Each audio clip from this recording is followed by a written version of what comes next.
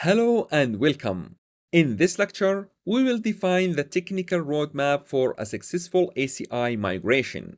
We have covered the professional services mindset. Now it's time to compare Brownfield versus Greenfield deployments, analyze network-centric versus application-centric strategies, and walk through the key technical steps to safely and efficiently migrate your production workloads into the ACI fabric.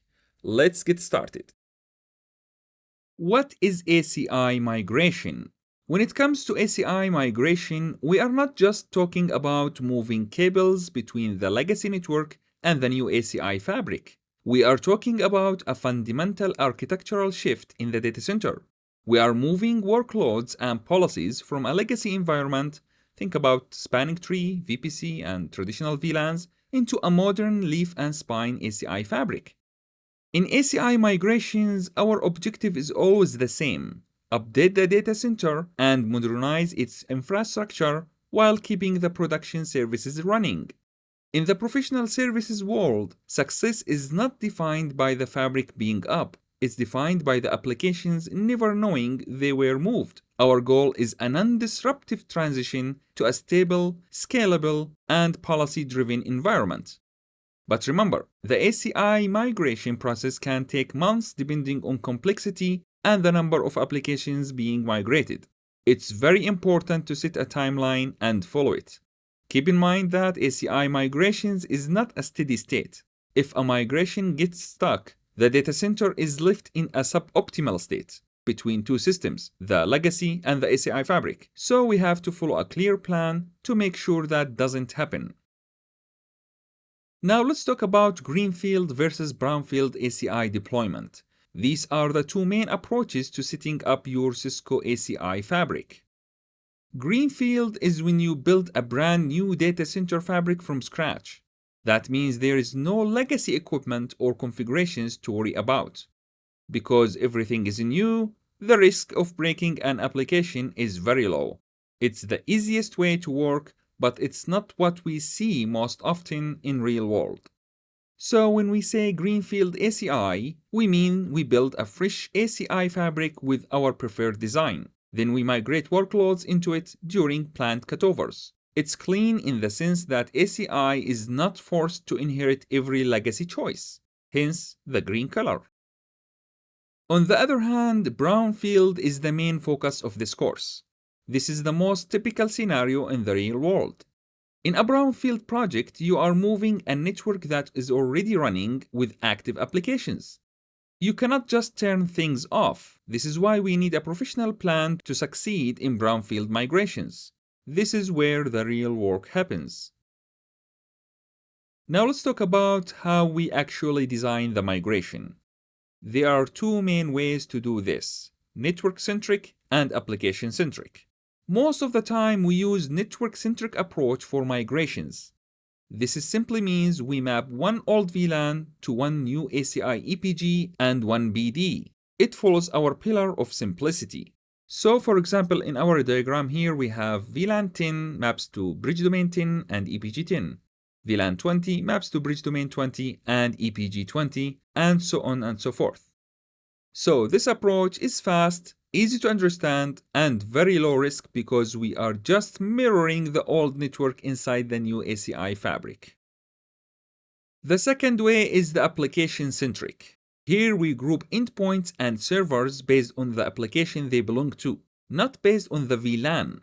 So here, for example, we have endpoint 1 and endpoint 2 are web servers. We group them under web EPG. Regardless of the VLAN, endpoint 1 has VLAN 10, endpoint 2 has VLAN 20, and they most likely have different IP addresses, right? So the same thing for endpoint 3 and 4, they are under application EPG.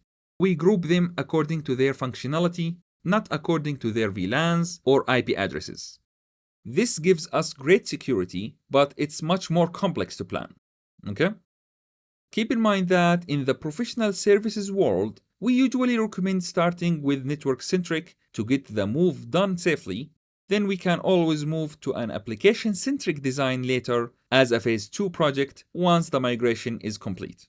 So basically, we can rearrange the classification and policies according to the application functionality, not according to the VLAN or IP addresses. Okay? Now let's look at the technical steps of the ACI migration in a high-level overview. Here we have the legacy network with 2 VLANs for simplicity. This is the traditional 3-tier design, the access layer, the aggregation layer, and the core layer. And in the aggregation or the distribution layer, we have the layer 2 and layer 3 separation, where the interface VLAN or the SVIs are configured. As you can see here, we have SVI 10 and SVI 20 IP addresses, or the gateways. Also, the core switches are connected to the WAN network for outside and internet reachability. So this is the legacy 3-tier data center fabric. And in order to migrate to the ACI, we need to follow the following steps. Step 1 is to create the new ACI fabric. This is where we physically install the leaf and spine switches and set up the APIC controllers. At this point, the fabric is alive, but it is still empty and not connected to anything else yet. I covered this entire process in detail in the Cisco Data Center's ACI Core course, so I will not repeat these steps here. I assume you already know how to get the fabric ready for use. Step number 2 is to establish an L3 out connection with the WAN. This is very important because it allows the new ACI fabric to talk to the rest of your company's network and the internet. Without this, the fabric is just an isolated island and cannot communicate with the outside. Step 3 is to establish an L2 extension link. We use this link to connect the legacy network distribution switches or the aggregation switches to the new ACI border leaves. We can use a dedicated pair of border leaf switches for L2 extension link if necessary. Here, I just reuse the same border leaves used for the L3 out with the WAN connection. This step is the most critical part of the migration because it allows the same network subnet to exist in both the legacy network and the new ACI fabric at the same time. This is what makes a smooth move possible. Step 4 is to create a bridge domain and an EPG for each VLAN. These are the ACI objects that classify your traffic. Since we are using a network-centric approach, we use one bridge domain and one EPG for each VLAN we are migrating. So as you can see here in the diagram, I created 2 EPGs and 2 bridge domains, one for VLAN 10 and another one for VLAN 20. Step 5 is to move the gateway to ACI. We shut down the IP address or the SVI that used to live on your old distribution switches in the aggregation layer, and we move it to the ACI Anycast gateway or the bridge domain subnet, so that in this step, the ACI fabric becomes the gateway of that subnet. So here we shut down the SVI in the legacy network and created the bridge domain subnet for each gateway. Okay? Step 6 is to move the workload. Now that the gateway is in ACI, we move the actual physical servers or virtual machines to the new fabric. We will repeat steps 4, 5, and 6. So we are going to create the BDEPG, moving the gateway, and moving the workload for every single VLAN and subnet in the legacy network. We can do this by phases. So we can group several VLANs for phase 1 to move them, and then go to phase 2, another group of VLANs, move them, their gateways, and workload until we finish all the VLANs in the legacy network.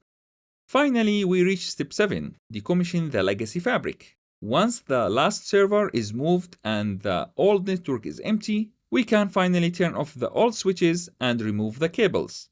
This is the end of our technical journey and it marks a successful migration. Now, while these 7 steps look simple on a slide, do not be fooled. In a real-world project, the details are where things get difficult. Knowing the steps is one thing, but knowing exactly how to do them is where you need real expertise. You won't believe how easy it is for an ACI migration to fail. This course is a professional services playbook. I'm giving you the exact templates and scripts I use to make sure these steps work for every single time without errors. We are going to go deep into the pre-migration checks and the actual change plans that prevent a migration from being a mess. So stay tuned.